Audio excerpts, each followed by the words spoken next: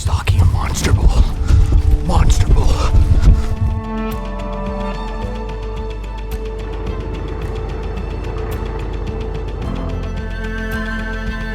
Look at that whitetail.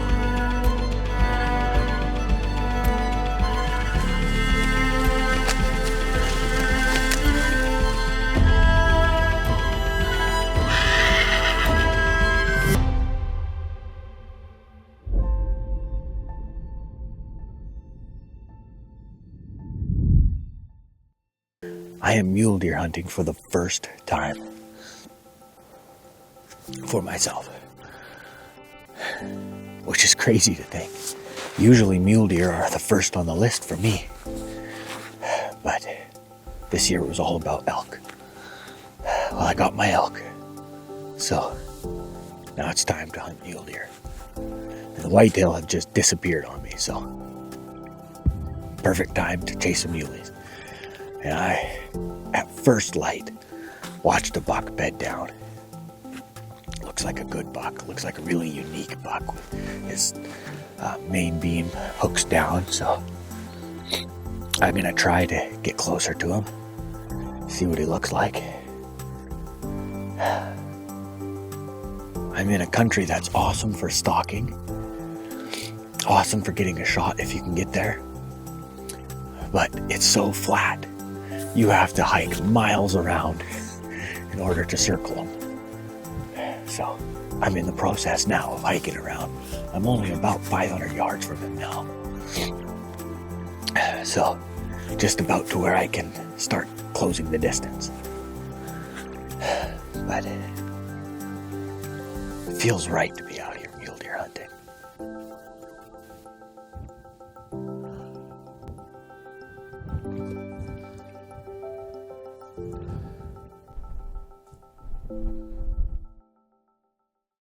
Over the past 12 seasons, we've essentially built our show around two things: chasing giant archery mule deer in the prairies of southern Alberta and killing big old whitetail bucks up north.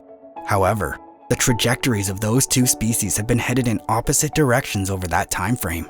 Our whitetail population has been recovering for the past decade, while the mule deer population has been in free fall. When we started, you couldn't spend a day in mule deer country without accidentally finding a big old buck hiding somewhere near a road. As numbers have declined, it's become harder and harder to uncover them. It's now gotten to the point where I don't even make the drive down there, and Jeffrey finds himself spending less and less time chasing them each year. As the rest of his tags slowly filled up this past fall, he finally made time to sneak into mule deer country to see if he could dig up a deer worth pursuing. Well, it is October 5th. I'm out hunting mule deer. Probably the third time I've been out. Missy and I were here about a week and a half ago. We found a great big buck, big beautiful buck, and we scared him out of the country almost. So I'm hoping he's calmed down in the last week and a half, and we're gonna try to find him today. I'm by myself today. I'm going solo. I'm gonna try to find him today, and the wind is supposed to blow just perfect, like gusting to 40, 20 gusting to 40. So if that's what it does, then that'll definitely help on the stalk side of things. I just got to make sure I don't blow it again.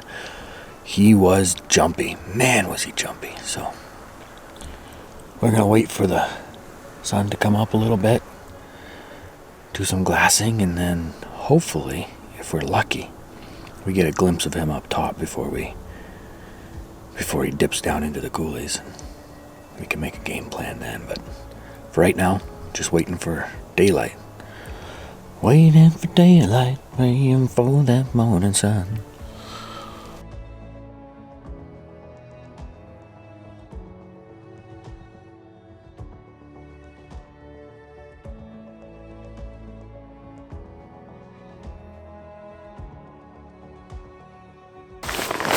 I'm peeking over coulee tops.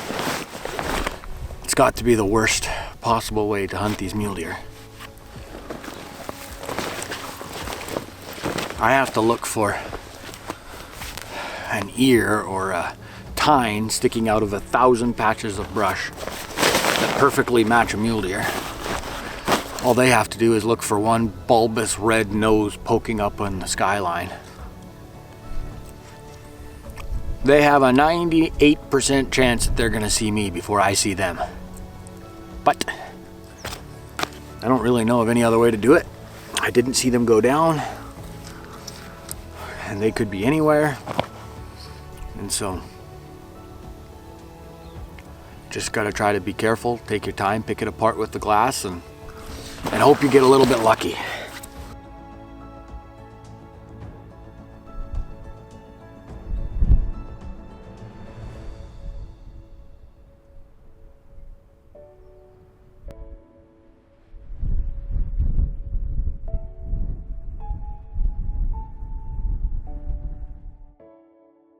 Fatal Impact is proudly sponsored by Wood Wheaton Super Center, Black Widow Innovations, the MD of Bonnyville, Deluxe Wall Tents, Hutto Knives, iHunter, and Wapiti River Outdoors.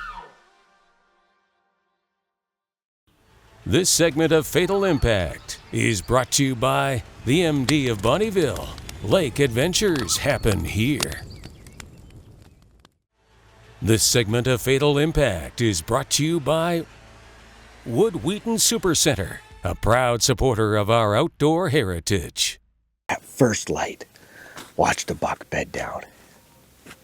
Looks like a good buck. Looks like a really unique buck with his main beam hooks down. So I'm going to try to get closer to him, see what he looks like. I'm in a country that's awesome for stalking, awesome for getting a shot if you can get there, but it's so flat. You have to hike miles around in order to circle them. So I'm in the process now of hiking around. I'm only about 500 yards from him now. So just about to where I can start closing the distance.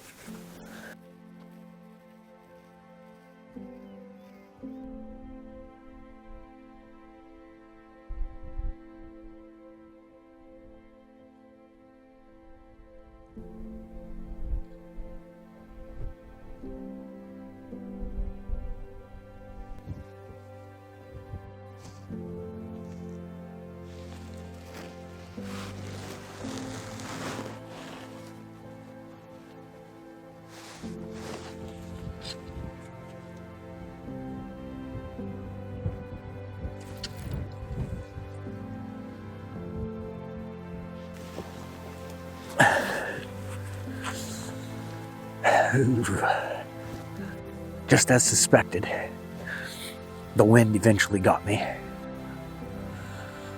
Just swirled around a little bit. Enough to make him stand up. I don't think he's too spooked, but spooked enough.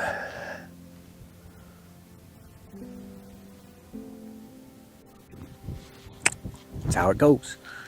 On to the next one.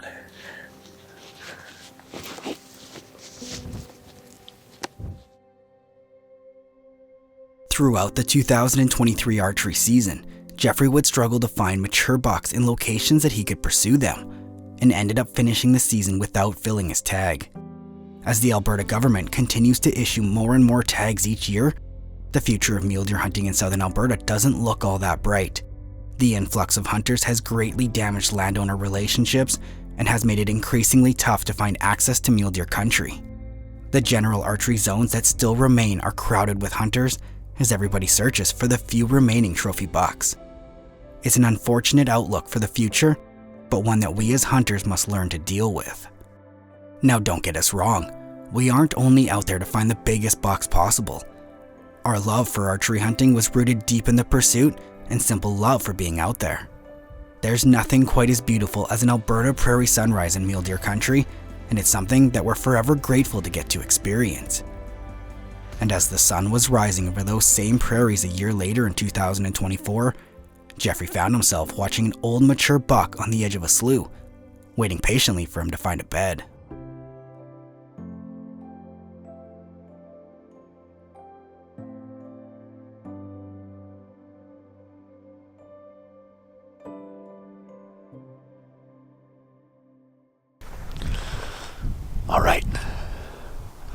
We've got ourselves a unique mule deer hunting situation. I found these deer here while scouting for antelope a couple months ago in the summertime. And they like to bed by this lake in the bulrushes. And I spotted them from my truck. So I'm actually parked within 250 yards of these deer on the road. So I have to be quiet. But I know exactly where they're bedded. The wind is perfect. We're gonna sneak in there and see if we can get close.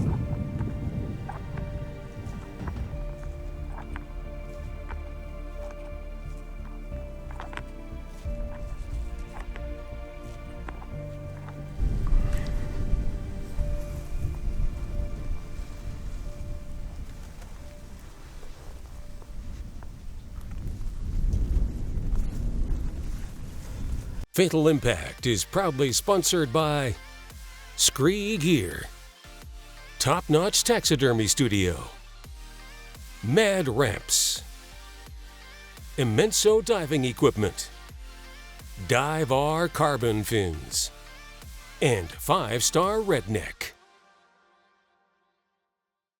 This segment of Fatal Impact is brought to you by Black Widow Innovations, Canada's top choice for broadheads built for Canadian big game. We've got ourselves a unique mule deer hunting situation.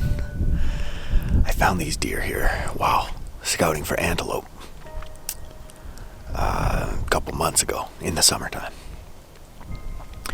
And they like to bed by this lake in the bulrushes. And I spotted them from my truck. So I'm actually parked within 250 yards of these deer on the road. So I have to be quiet. But I know exactly where they're bedded. The wind is perfect. We're gonna sneak in there and see if we can get close.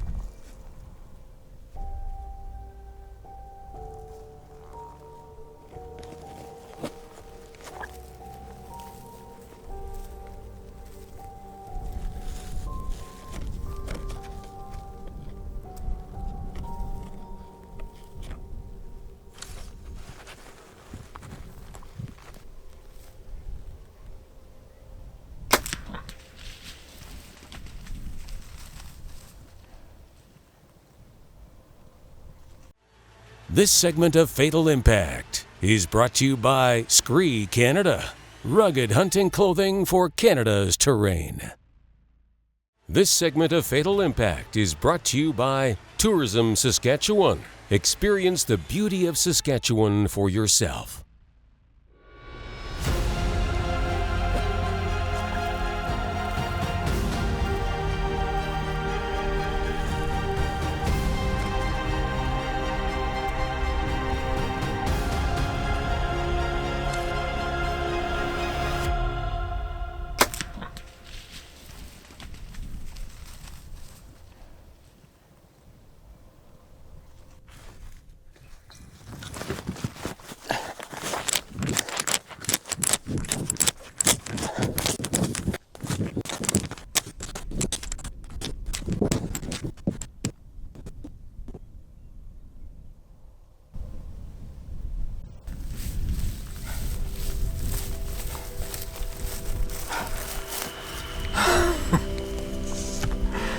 Oh my goodness.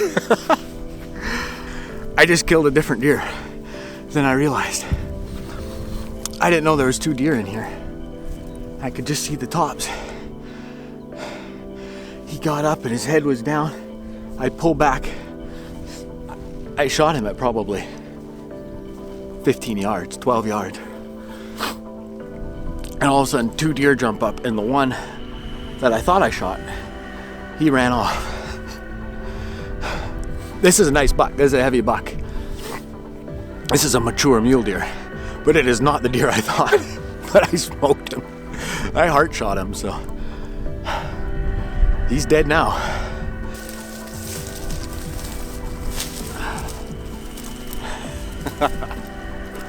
What a wild hunt.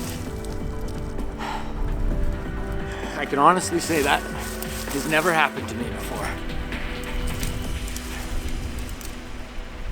This is a great deer. Heavy deer. I did not realize how heavy he was. See, all I could see was this here. I saw this bladed, heavy top, and I'm like, yeah, that's the buck. I saw go in here. So I snuck in. It was too easy. The wind was right in my face. Got into 20 yards, and I could see just the tops of his antlers.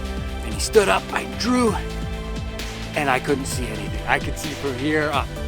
And he kind of looked, but he couldn't see me. He was looking right into the sun. And so I held for a long time. Eventually let down.